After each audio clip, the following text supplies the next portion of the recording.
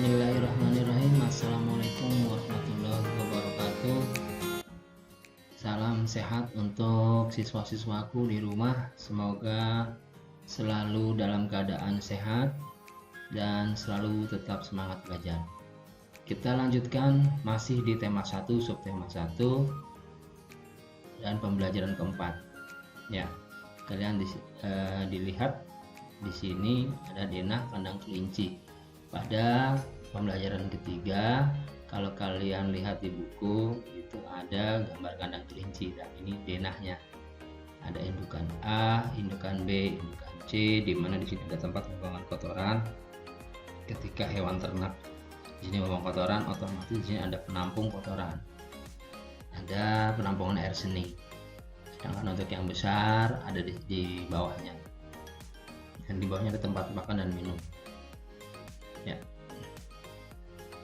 Kemudian kegiatan pembelajaran kita adalah mengidentifikasi kondisi geografis pulau-pulau di Indonesia, menyebutkan kondisi geografis wilayah Indonesia, mengidentifikasi perilaku-perilaku yang sesuai dengan nilai-nilai luhur yang terkandung dalam sila-sila Pancasila, membaca bacaan mengenai perilaku yang sesuai dengan nilai-nilai luhur dalam sila-sila Pancasila, yaitu gotong royong, menemukan ide pokok bacaan. Dan kompetensi yang dikembangkan siswa adalah pertama sikap. Ada rasa percaya diri, peduli, tanggung jawab, dan disiplin. Kemudian untuk pengetahuannya, siswa dapat mengidentifikasi kondisi geografis Indonesia, menyebutkan contoh perilaku yang sesuai dengan nilai-nilai yang terkandung dalam sila-sila Pancasila, dan membaca bacaan tentang sikap yang sesuai dengan nilai-nilai Pancasila. Dan keterampilannya adalah studi pustaka untuk mencari informasi mengenai kondisi geografis Indonesia lalu menyimpulkannya. Baik, kita lanjutkan. Tata letak bangunan, sanitasi, jalan, dan pembuangan limbah kandang kelinci Pak Rudi sangat rapi. Dengan demikian, setiap pengunjung yang datang akan merasa nyaman. Sebelum membangun kandang kelinci, Pak Rudi telah mempersiapkan segala sesuatunya dengan membuat denah. Tahukah kamu apa itu denah? Denah merupakan gambaran tentang tata letak dalam suatu ruangan atau tempat. Gambaran yang lebih luas dibandingkan dengan denah adalah peta.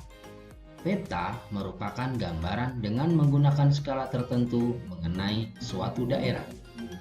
Pada pembelajaran sebelumnya, kamu sudah mengetahui luas dan letak wilayah negara Indonesia dengan menggunakan peta. Dengan peta, kita juga bisa mengetahui kondisi geografis negara Indonesia. Next, tuliskan kondisi geografis wilayah Indonesia, khususnya kondisi geografis pulau-pulau besar di Indonesia. Bisa kalian lihat di halaman 32. Ya, di sini sudah Pak Guru bantu untuk mengisi bagiannya.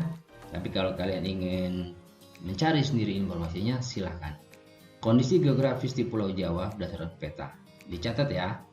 1 luas 128.297 km persegi.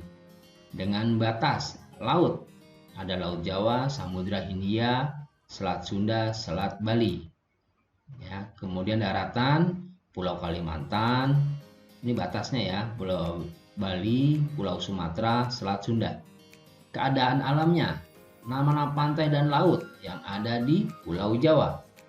Pantai Pangandaran, Carita, Pantai Siung, Tanjung Lesung, Anyer, Parangtritis, dan lautnya Laut Jawa, Samudra Hindia. Nama-nama dataran rendah, Surakarta, Semarang, Madiun.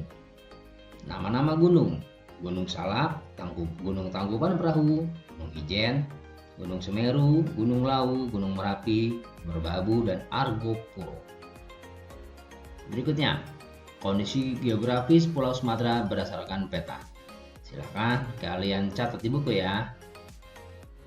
Next, kondisi geografis Pulau Kalimantan berdasarkan peta.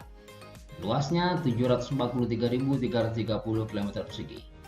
Ya, ini ada batas laut, daratan, keadaan alam, nama-nama dataran rendah, dan nama-nama gunung. Silakan dicatat. Berikutnya, kondisi geografis Pulau Sulawesi berdasarkan peta. Ya, kalian bisa lihat ini Pulau Sulawesi. Berikutnya, kondisi geografis Pulau Papua dan Maluku. Luasnya 1.133.019 km persegi. Wow, ini sepertinya paling luas. Kondisi geografis Pulau Bali dan Nusa Tenggara.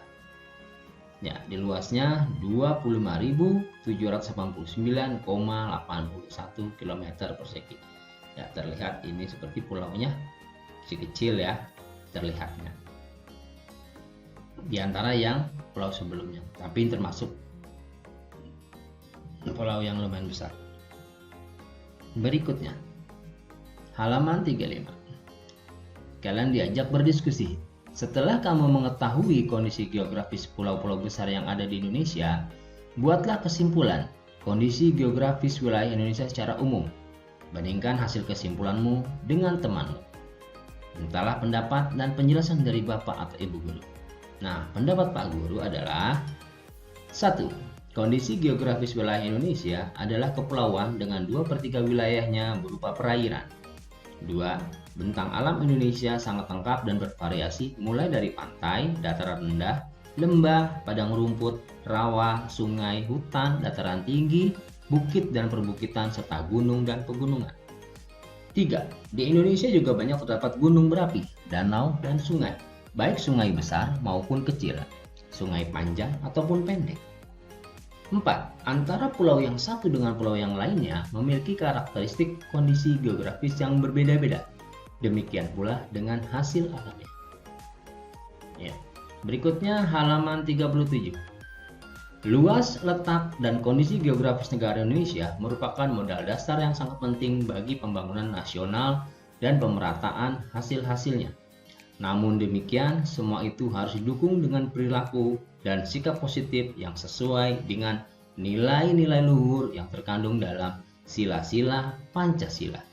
Sikap dan perilaku negatif yang bertentangan dengan nilai-nilai luhur yang terkandung dalam sila-sila Pancasila akan menjadi penghambat pembangunan nasional. Ya, next halaman 37. Kalian lihat ayat membaca. Di sini berjudul Gotong Royong Modal Dasar Pembangunan. Berikutnya di halaman 38 kalian diminta untuk berlatih menyebutkan ide pokok masing-masing paragraf pada teks Gotong Royong Modal Dasar Pembangunan. Diberi contoh pada paragraf 1. Gotong royong merupakan modal dasar bagi terciptanya suasana kemasyarakatan yang harmonis. Nah, untuk mendapatkan ide pokok masing-masing, kalian membaca tiap paragraf dulu. Setelah kalian baca, dipahami mana bagian yang menjadi ide pokok. Ya. Nah, kali ini Pak Guru bantu untuk paragraf 2. Nah, ini adalah ide pokoknya. Dalam gotong royong tidak ada perbedaan antara yang satu dengan yang lain. Dan paragraf 3, prinsip-prinsip dalam gotong royong bisa menjadi modal pembangunan nasional. Halaman 39, silahkan dikerjakan masing-masing. Berdasarkan ide pokok berikut, kembangkan menjadi sebuah paragraf. Kalian diberikan ide pokok di samping kiri dan ditugaskan untuk mengembangkan menjadi sebuah paragraf. Ya, ada 2 ya. Next. Nah, sebagai pemantauan nilai-nilai Pancasila, silakan siswa mengerjakan LKPD pada link berikut ini. Bisa lihat di deskripsi ya. Di sini www.live worksheet. Nah, ini ada nomornya. Kemudian kirimkan skor nilainya ke kelas guru. Tampilannya seperti ini. Oke, itu saja tugas kalian kali ini. Terima kasih dan selamat belajar. Assalamualaikum warahmatullahi wabarakatuh.